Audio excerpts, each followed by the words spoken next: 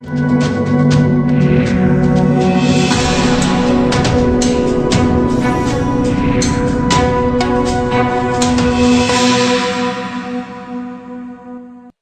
बंगाल में विधानसभा चुनाव का आगाज होने वाला है, जिसे लेकर सियासत गरमाई हुई है। हर पार्टी चुनाव की तैयारी में जुट गई है। जनता को लुभाने के लिए पार्टियों ने रणनीतियां बनानी शुरू कर दी है। लेकिन सत्ता पाने की इस होड़ में बंगाल सरकार में बैठी सत्ता पक्ष तृणमूल कांग्रेस और केंद्र सरकार में बैठी सत्ता पक्ष भाजपा के बीच बयानी जंग जारी है। दोनों पार्टियां एक दूसरे की योजनाओं पर पानी फेरने की फिराक में हैं। इसी बीच भाजपा ये ऐलान कर चुकी है कि इसी महीने यानी फरवरी मार्च में वो बंगाल में रथ यात्रा निकालेगी। लेकिन भाजपा के इस ऐलान से ममता सरकार में हड़कंप मच गया है।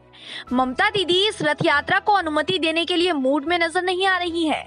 वहीं ऐसा लग रहा है जैसे भाजपा के लिए ममता दीदी का मूड मायने नहीं रखता। इसलिए भाजपा ये ठान चुकी है कि बंगाल में किसी भी कीमत पर वो रथ यात्रा निकालेगी। बता दें कि भाजपा के इस ऐलान के बाद रथ यात्रा को लेकर कोलकाता उच्च न्यायालय में याचिका दायर की गई है।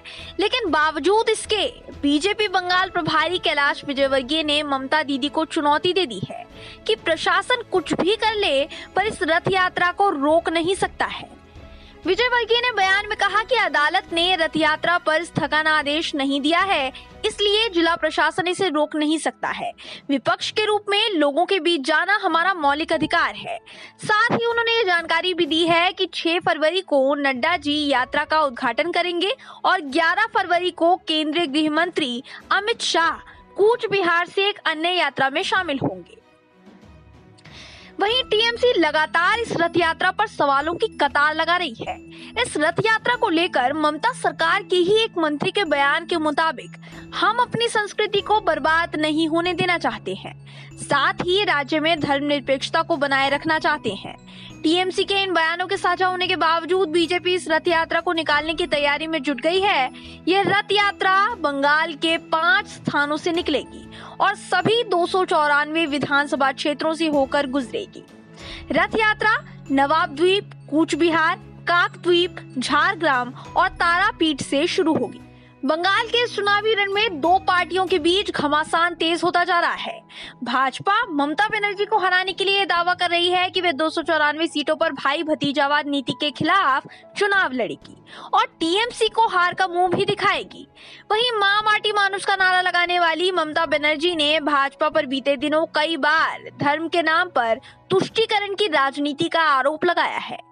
लेकिन टीएमसी के जीतने वाले दावे को कमजोर इसलिए समझा जा रहा है क्योंकि पिछले दिनों टीएमसी के कई बागी नेताओं का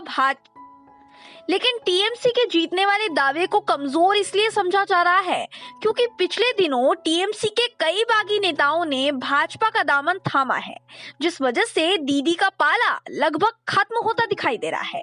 शुवेंदु अधिकारी और राजीव बनर्जी जैसे तमाम ममता के करीबी रहे नेताओं ने ममता का साथ छोड़ भाजपा का हाथ थामना उचित समझा, जिसे लेकर टीएमसी भाजपा पर पैसों की राजनीति करने का भी आरोप लगा चुकी है। लेकिन फिलहाल नजरें रथ यात्रा पर टिकी है, क्योंकि अगर याचिका पर सुनवाई के बाद कोर्ट रथ यात्रा के लिए इजाजत दे देता है तो क्या ममता दीदी कोई दूसरा हथकंडा अपनाएंगी या फिर भाजपा पर बयानी वार का सिलसिला यूं ही जारी रहेगा?